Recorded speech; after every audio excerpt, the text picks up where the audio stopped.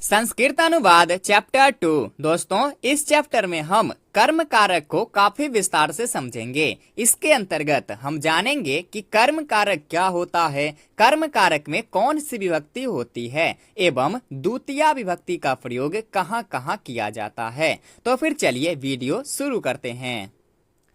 सबसे पहले दोस्तों, ये कर्म कारक होता क्या है? तो परिभाषा कहता है कर्तु इप्सितमम कर्मः, यानी कि कर्ता की अत्यंत इच्छा जिस काम को करने में हो उसे कर्म कहते हैं। जैसे रमेश पुस्तक पढ़ता है, यहाँ रमेश करता है और यह पुस्तक पढ़ता है, यानी कि रमेश की अत्यंत इच्छा कौन सी काम करने में है? तो पुस्तक पढ़ने में है। रमेश पुस्तक पढ़ता है, यानी कि रमेश करता है और इसकी अत्यंत इच्छा पुस्तक पढ़ने में है। और अभी हमने समझा कि कर्ता की अत्यंत इच्छा जिस काम को करने में हो उसे कर्म कहते हैं।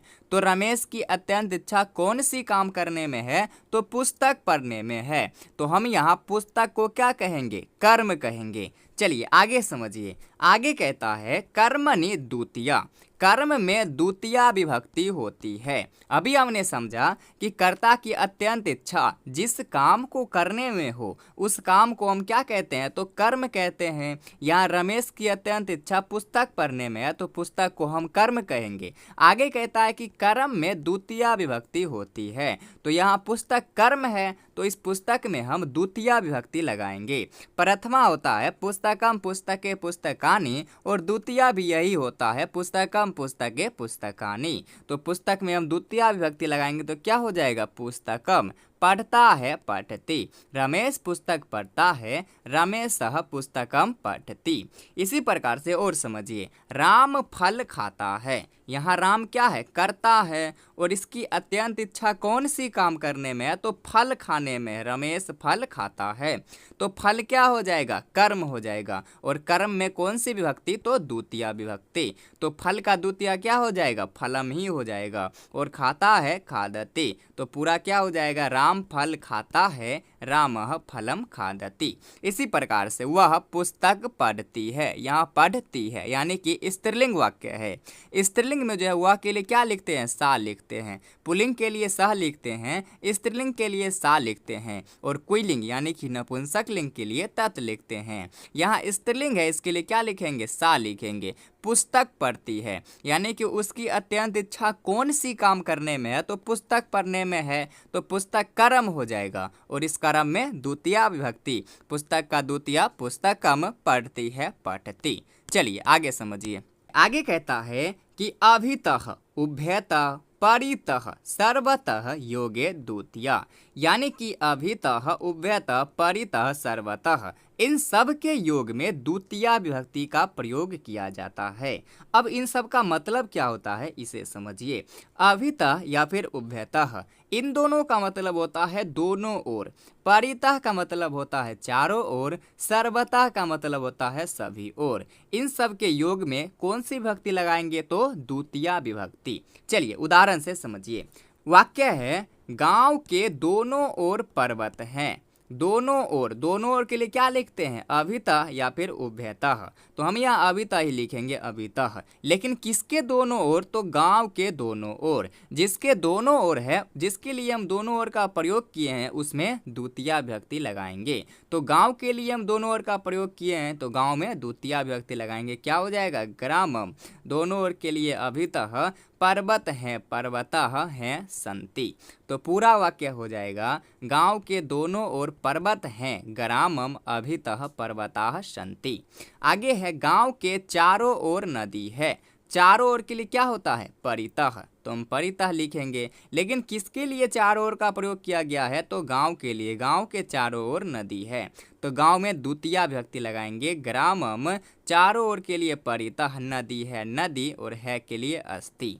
आगे है गांव के सभी ओर वृक्ष हैं। सभी ओर के लिए क्या होता है? सर्वतः, तो हम सर्वतः लिखेंगे। लेकिन यहाँ सर्वतः का प्रयोग किसके लिए किए हैं? तो गांव के लिए। गांव के सभी ओर वृक्ष हैं तो गांव में कौन सी विभक्ति? द्वितीया विभक्ति। ग्रामम, सभी ओर सर्वतः वृक्ष हैं, वृक्षा हैं सन्ति।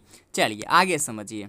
आगे कहता है कि कि प्रति अनुधिक निक्सा अंतरा अंतरेण यावद भी, यहाँ पर द्वितीया लिखना मैंने भूल गया है, यहाँ द्वितीया हो जाएगा कि प्रति अनुधिक निक्सा अंतरा अंतरेण यावत के साथ द्वितीया विभक्ति का प्रयोग किया जाता है।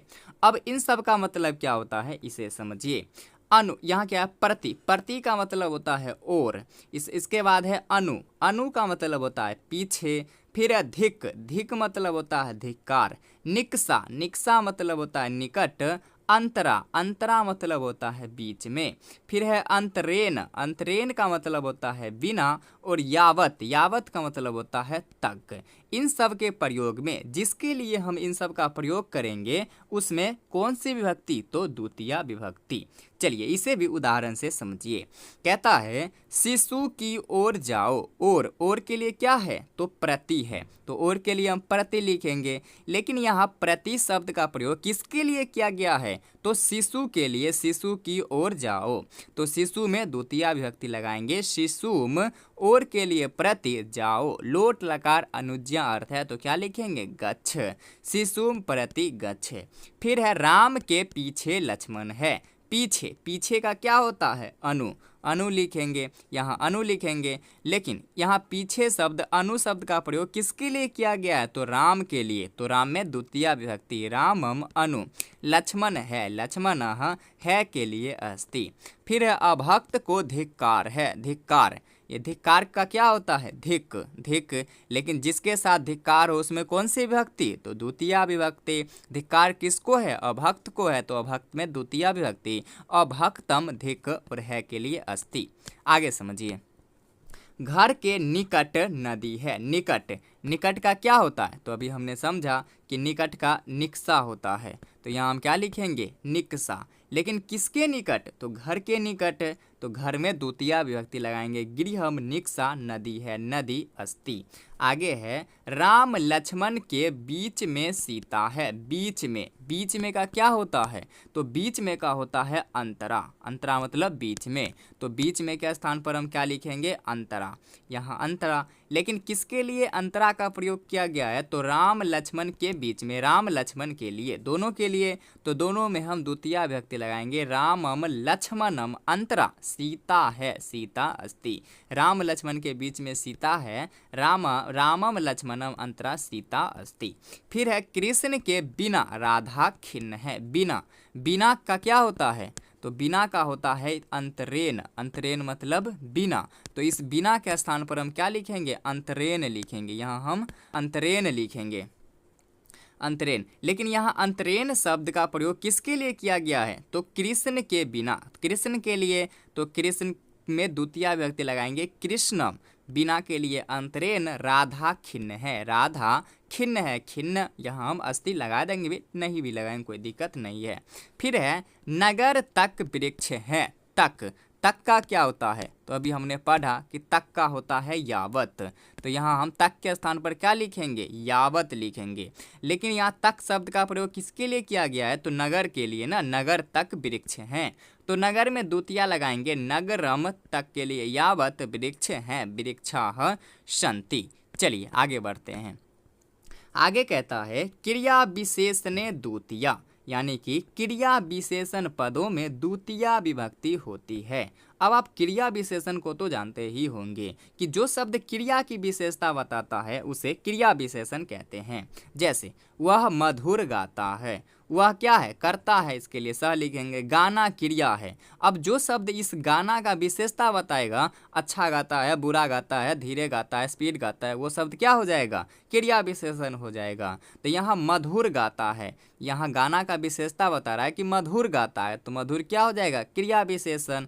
और यहाँ कहता है क्रिया विशेषण में द्वितीया विभक्ति होती है, तो मधुर में हम द्वितीया लगा देंगे, मधुरम गाता है गायति, वह मधुर गाता है, सह मधुरम गायति। इसी प्रकार से मेघ धीरे धीरे गरजता है, मेघ यहाँ मेघाः, गरजना क्या है, क्रिया है। अब स्पीड गरजता है, धीरे गरजता है, जो शब्द इसकी विशेषता बताएगा वो क्रिया विशेषण हो जाएगा। तो यहाँ विशेषता बता रहा है कि धीरे धीरे गरजता है ना, तो धीरे धीरे क्या हो जाएगा, क्रिया विशेषण। और क्रिया विशेषण में द्वितीया विभक्ति लगाएंगे तो मंदम मंदम गरजता है, गरजंती।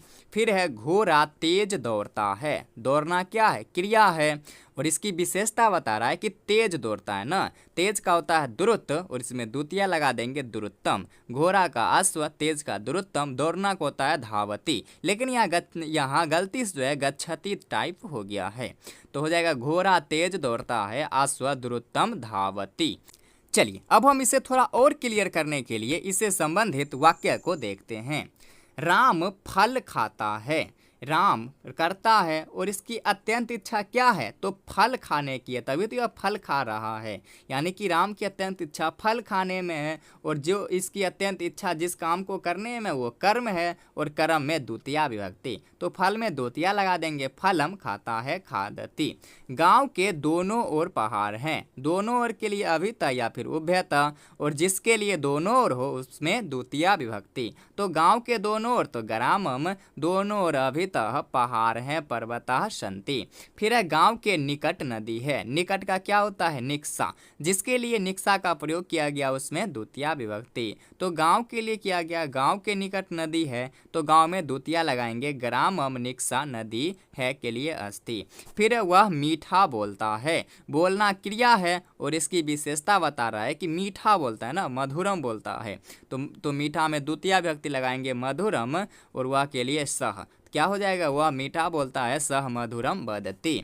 फिर है बालक घर जाता है, बालकः गृहम्, बालक का अत्यंत इच्छा क्या है, घर जाने की है, तभी तो वह घर जा रहा है, अत्यंत इच्छा घर जाने के लिए है, तो घर क्या हो जाएगा, कर्म, तो घर में द्वितीया विभक्ति लगाएंगे, गृहम् जाता है, गच्छति, बालकः गृहम् गच्छति।